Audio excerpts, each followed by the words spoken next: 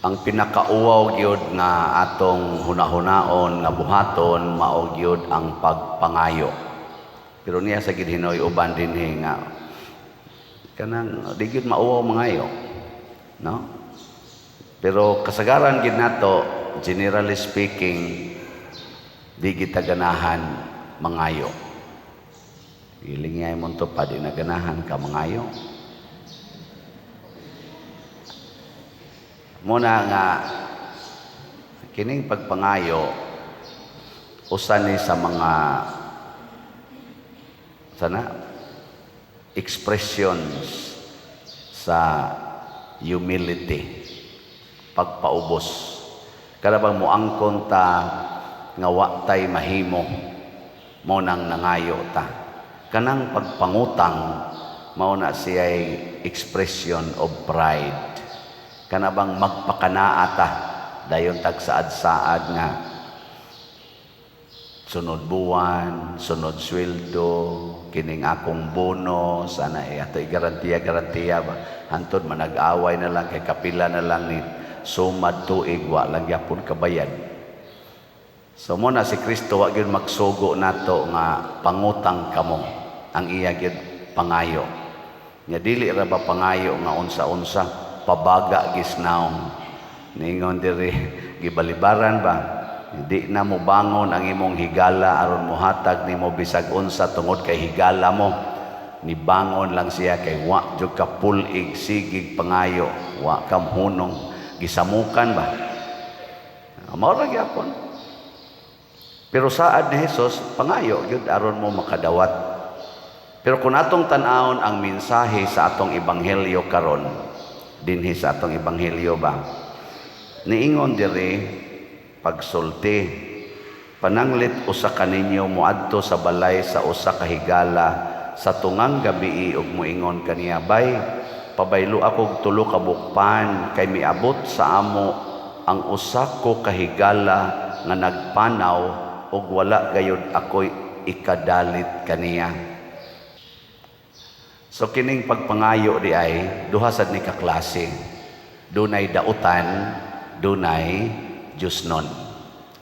Unsa may dautan nga pagpangayo, kanang magsigit tag pangayo para sa atong kaugalingon. Kana evil asking na siya. Kana bang para ra gyud imong kaugalingon, mo na uban dinhi akong sigyag ingon kanang magsig pangayo nato dinhi nga nanay schedule ba, na sila schedule sa pag-anhi. Ako ginang ingnon, kanindot untag makat-on mong panghatag. Kay ang pagpanghatag maoy tuburan sa grasya.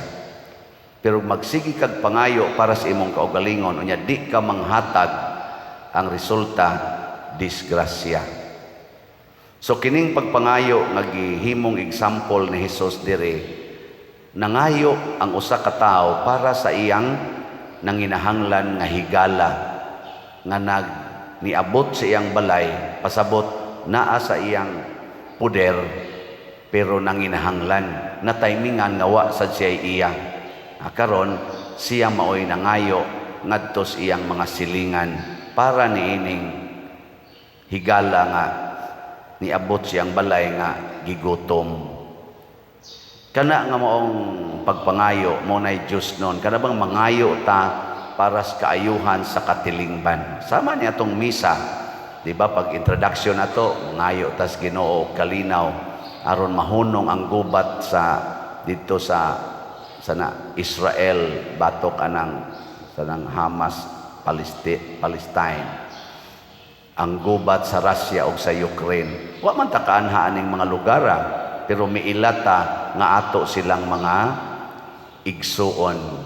Usara ang nagbuhat nato ang Ginoo. Nya karon gidisturbo siyawa ang mga hunahuna, gipamutangag garbo, imbes ang ilang mga kwarta o ang ilang mga kaning katakos gamiton sa pag-build sa katilingban, sa pagpatubo, pagpalambo sa katilingban, gigamit na noon ang mga armas pagpatay o pagdaot sa katilingban.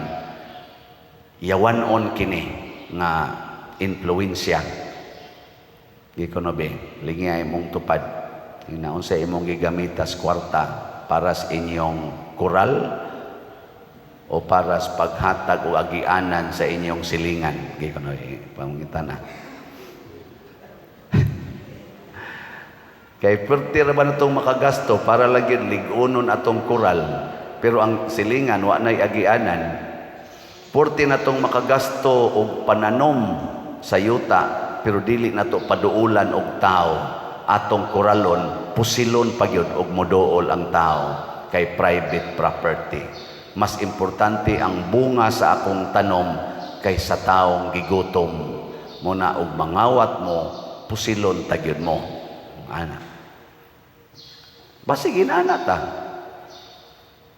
Basig purti na tong pamalit og mga alahas og mga nindot nga mga gadgets nga gibutang nato sa atong balay. Unya nga atong silingan wa gyud nato mapaliti bisag 5 na lang ka kilong bugas aron ipakaon nila anang buwana, makatabang-tabang og pakaon nila anang buwana. Hangtod na lang hinuong gilungkab ang imong balay, gikuha ang imong alahas og sa kato giprinda siguro to gibaligya nya imong nasakpan, gipapriso nimo, gipabunog pag inimog maayo, nasuka in taon niya ang gikaon niyang pagkaon nga halin sa imong alahas. Saan na? Sakto na. Mao lagi na akong giingon. Karabang ang ato na lang kaugalingon ba? Nahunaon. Gusto tang mulampo sa pag-eskwela, gusto tang mulambo sa pagtrabaho o sa negosyo, para sa kaugalingon, para sa akong kaugalingon, para sa akong mga anak, para sa akong mamag, papa, para sa akong mga igsoon. Kutob na lang gidiha ang atong hunahuna. Luoy kita. Muna din sa atong parokya, sa atong pagpangayo sa Ginoo, pinaagi aning pagpamaligyag slots, giapil gid nato ang tanang mga taong nanginahanglan, ang tanang parokya nga makaya natong tabangan, ang tanang communities nga naa sa simbahan o naa sa gobyerno nga kaya natong matampuhan sa atong pagpaambit. Nang wa tay limit dinhi, wa ta maghuna-huna nga para ra gid ni ato, para gid ni sa katilingban. Atang nangutana ko sa Ginoo, Lord, murag wa na may additional nga disap, 66 naman lang ni kabuk disap. Wa pa may additional. Ingon dayong Ginoo, sige lang gyud pangayo, sige lang gyud na magi panahon nga wa kay halin ana dako-dako gusa na disap 500,000 gud na. Pero sige lang gyud sangyaw kay ako na lay mahibawong mutok-tok sa ilang kasing-kasing. Sige lang gyud sangyaw. No muna mo sangyaw gyud ko ninyo nga naa patay available nga slots. Saman ganahan mo maminaw. Para sa mga Diyos noon, ganahan kayo mo maminaw. Ang mga yawanon, manalipong gyud mo sa inyong dunggan ani. Pero sige lang, okay ra gyapon na siya. Kay wa man sad ang Ginoo maglagot ninyo nga di mo mopalit. Naluoy lang ang Ginoo, no? So karon ang atong update sa Holy Pads, sa Holiness, Peace, and Divine Salvation para sa National Retreat sa mga pari, nga 3,000 ka pari. Dili ni para ako lang ha, mo apil man sad ko aning maong retreat para ni sa inyong mga pari tibuok Pilipinas nga mo apil ni ini. Tabangan na nato sila. Nakahali na ta o niabot nag 48,947 slots ang atong halin. Pakpak. Naapay 51,053 slots nga tag 100 pesos per slot. Sige lang dyan kong tuk-tuk sa inyong kasing-kasing. Kay, dili day, sige lang dyan kong pangayo. Ang Ginoo mo ay mo tuk-tuk sa inyong kasing-kasing. Kung maminaw mo, muhatag sad mo.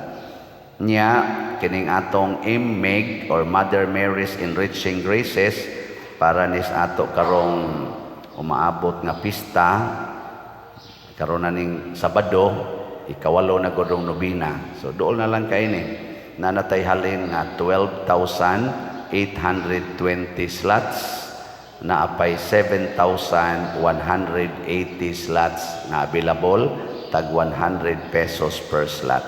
Pakpakya po, salamat kayo. Kining atong DSAP or Divine Solutions and Prosperity, tag 500,000 pesos ni siya nga investment slot with 25% per annum nga interest. Nya natay gamayng problema kay ang narimit sa 66 pledges or 66 slots, 38 slots pa. Nya nimbalibad man ang duha man ka bangko ato, no, ang Metrobank o ang Land Bank, nibalibad na ang Metrobank nga dili na mudawat sa kaning dagko nga amount ba kay na naamla na naantay man ni laundering violation na ang atong amount mo nang dunay ni remit og equivalent to 2 slots the other day gi-reverse sa Metrobank. Mosabot ra pud ta kay palisiya man gid na sa bangko. So gibalik ngadto sa remitter. Ato lang iampo nga maka-open dayon ta og parish account na nagi-workout na ron sa atong in charge, si Sister Hinara, nilang Brad Loloy, Brad Bernardo, kay haron maka-open ta og parish account. Kay akan ni magong akong mga accounts personal, ang ako ning account na wa pa ko diri nga atong gipagamit sa parokya. Pero ang parokya na nagmonitor ani ha, dili na ako yung nagmonitor. Unya kuan mag-open pa ta og parish account. Muna kung doon na ninyo morimit kamo, diya pa may 28 nga nag-pledge, 28 slots og morimit mo or naabaroy ganahan ninyo mo appeal aning atong investment slot. For the meantime, gamita lang sa ninyo ang sa Land Bank. Kaya ang Land Bank doon na pa'y gamayng liwi nga gihatag nato tungod kay ni sabot-sabot rapod sila sa atong kahimtang ning hatag sila gamayng allowance until nga maka-open ta. Kay in process naman ang atong pag-open og parish account sa Land Bank o sa Metrobank. Hopefully, ma-granted ta. So kini siya pasabot nga nibalibad mang bangko, pasabot naagi ng hatag nya in good faith maning ato og maapil ta sa ilang balaod nga di nakasod, pailob lang pud ta, muagi ta sa maayong legal nga proseso. So salamat kay ninyong nang hatag kay gituktok mo sa Ginoo. Pero kung magpabungol-bungol ta, doon na ngilad nga consequence. Muna diri sa atong unang pagbasa, ang mga taong pagarbuhon matud pas Ginoo nagsigig ingon, de tamutuan ang Ginoo, tan-awa ra gud ng mga dautan, milambo man kita noong magbinuotan, naay nagbinuotan, niut-ut man, pero matud pas Ginoo, panganda mong mga dautan, kamong nagsigi og bugal-bugal nako, kamong dili maminaw nako pagbantay mo, matud pas Ginoo, mura unya mo dagami nga sunugon. Sunugon og mahanaw gyud mo, samtang ang katawhan nga miila kanako og mitahod kanako og naminaw kanako, matud pa niya musidlak didto sa iyang gingharian nga gitagana. So kining atong gibuhat dinhi mga igsoon, kaning paghinatagay pulos-pulos kini siya kahimanan or agianan padong sa langit. Gilingay mong tupad, nasugot kag sunugon. Kanang wa mulingi sunugono na lingi abay na musugot bakag sunugon. Mao na og dili ka musugot nga sunugon, paminaw sa Ginoo nya. Og dili ka musugot nga sunugon, palit gyud slat. Usana sa mga pamaagi, usana sa mga maayong paagi. Pero magsigi na taggubat, magsigi na tag-away, magsigi na tagpinatyanay, sige na tagsinawayay, kana mga sunog na gid ta ana. Bitaw gabi nagsikog ingon, Lord, may tag mahurot dayon kay nahanar ba ta kay may mo partial ani. 8 na malanggit o 6 na malanggit ni kaslots ang kuwang sa disap. Yung Ginoo, relax lang. Ikaray magsigig sulti, ako nalay manuktok niya. Ang Espiritu Santo mao'y mudasig nila. Nya, di ra ba jud ko ka-identify kay kita ba? Di ba? Daghan na ginihigayon. Naa kay tao nga imong gilauman nga mutabang nimo pero dili di ay mutabang. Bantay man na? Oh, kana bang imong expected nga tao dili mutabang. Pero ang kananong unexpected mao'y mutabang. Pasabot matud pas Ginoo, ayaw gyud og hunong, persevere in asking. Ayaw hunong sa pagpangayo. Kung dili man kining tawhana mo iagianan sa imong gipangayo, di apay lain nga akong tuktokon. Muna karon ang namalit aning atong disap, dili kayo usual nato dinhi. Kay katusang mga usual na ana man say namalit pero ang mga usual bunog na sa tingali kayo. Bunog na kay ba? O nang dinal sa sila sa lain na lang na murag bunog naman kay mi. Depende ra gina sa atong pagview aning kinabuhi ay kana bitaw magsigig anhi dinhi ako sa nang ingnon bunog naman kay mi ninyo anhi mamo magpunsisog so saon manggod pa dir adto mislain di gimi kasiguro may ni dinis imo kay makasiguro gyud mi ani ingon ra sa kung gagalingon Lord manghatag ko ani total imo man sad ming gihatagan. Ingon din Ginoo igsod na ko nga resolute correct. Ingon din ning usas ato uban sa ato mga staff. Ikaw pa dir ba? Imo lagi nang bugal-bugalan ang mangayo. Unya dayto imo ra daing tagaan.